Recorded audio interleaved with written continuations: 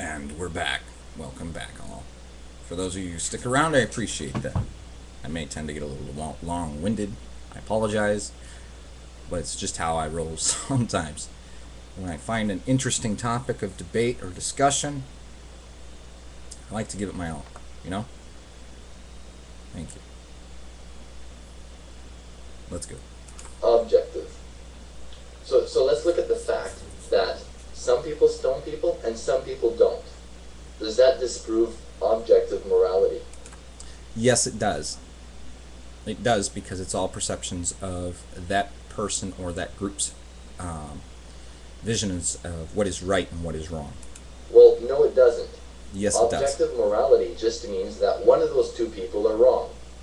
Alright? If stoning people is wrong, then the people that do that are wrong, and the people that don't are doing the right thing. And that's what objective morality means. But you see here, once again, if you were actually to look at it from a, I believe the Bible 100% view, then you would look at it as stoning blasphemers and people who do stuff against God, period, is the right thing to do, going by God's morality. You don't do that, so that means that you are going by a social morality. I'm sorry, but it's checkmate on that. It has nothing to do with whether or not people agree on it or not. Okay, this next objection is that Christian morality is not objective because it borrowed morality from other religions. Let's listen to it. The Christian worldview, as far as like morals, borrowed it from the religions that existed before it, from the social environment, and that's all there is to it. And you don't have the means nor the resources to actually prove otherwise. But, funny enough, there is the means and resources to prove and back up what I just said. Okay, so you all heard that? So, the claim is that morality in the Bible is borrowed from other religions. But this is actually a misunderstanding of what objective morality is. Because how we come to know morality is not what's in question here. Alright, this isn't an epistemological question. It's an ontological question of whether or not morality exists, whether or not morality is real. So, I realize that a lot of the morals that are in the Bible, people were already aware of that before. But objective morality has nothing to do with how we come to know that, whether you learned that from your parents, from other societies, whether the Bible got some rules from other societies, is actually irrelevant to whether or not morality is objective. Like I To an extent, I would say fair enough. To an extent, with the exception of the objective morality being objective part, but where it got it from, okay. said it's an ontological question. It's not an epistemological question. Alright, so the question is, what grounds morality? Where does morality come from? Alright, this next objection this atheist has is actually a misunderstanding of what I was saying. Let's watch this next objection. Show of hands, how many of you here believe in Gollum from The Lord of the Rings? Now, how many are you going to call him evil? That he was corrupted by the ring and he was evil. Okay? He's calling your God, the character of the book, of your Bible, God, the character, evil. Okay? He doesn't have to believe him. Just like I don't have to believe Gollum is real. You follow? Follow? Okay, so this is actually a misunderstanding of what I said. And maybe I'll take some of the blame for that, for not explaining myself. But the reason I said that Richard Dawkins was assuming God's existence is not because he was judging God's character. No, you missed it. And you said I'll take the blame for it, and then you actually are starting to go down the exact same path. And I'm going to explain it right after you finish this part. The reason I said that Richard Dawkins was assuming God's existence in his argument is because he was making a moral argument. And my point is that morality is... Okay, now I'm going to talk about it. Okay, he wasn't attacking the character of God, or God's character. Okay, he was attacking the character God, as in,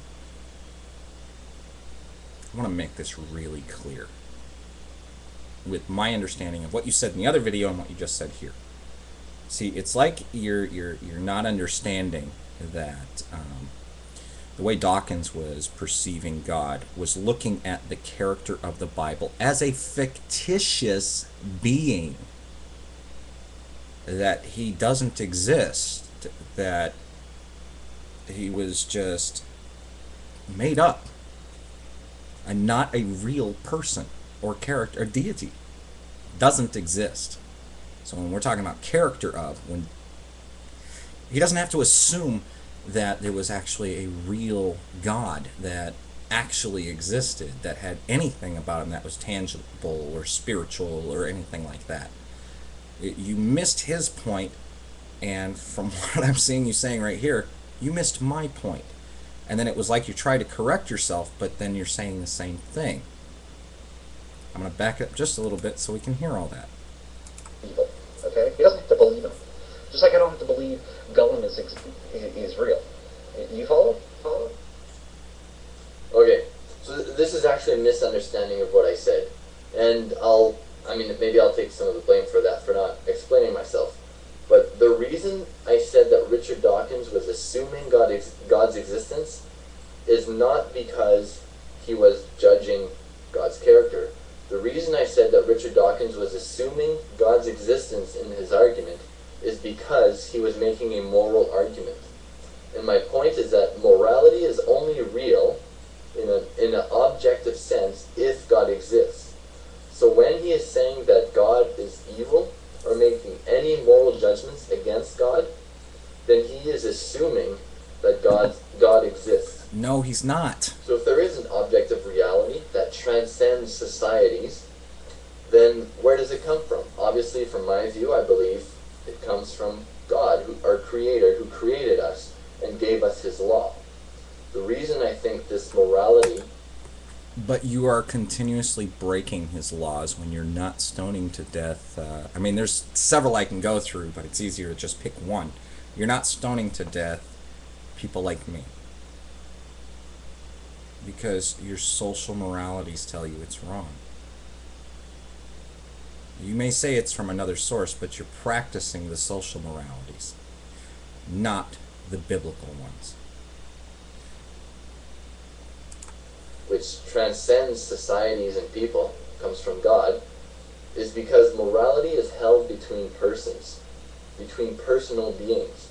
Alright? You can't, if morality is objective, you can't ground it in a thing, in a rock. You can't say morality comes from a rock, because morality is held between persons. And so, whenever you do something wrong, whether you lie or cheat, covet, whatever, you aren't just breaking some arbitrary rule that society has made up. Whenever you do these things, you are actually offending the moral lawgiver. And of course, that's where Jesus comes in. The moral lawgiver is you. It's me. It's us. And that's evident in what we perceive around us. And God is not necessary. But God was necessary for that. And then what's the point? I don't see it. It makes no sense that there's a God. Not with what we're saying. Otherwise, we would still have the wars of the Bible. We would still have the mass stoning to death of people. We would still have slavery all over. I'm going to end this with, you're practicing social morality and you're giving it a God label, and you're not even practicing for the most part, I'm doubting you're killing people and so on, but you're practicing a social morality. I don't kill you, you don't kill me. That's all I got to say. Somehowmagic. I will talk to y'all later. Look forward to a response.